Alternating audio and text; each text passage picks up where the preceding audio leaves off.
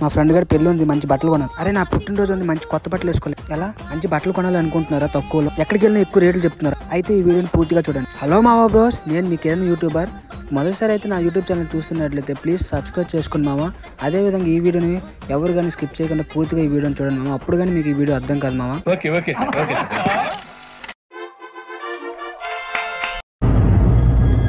అంటే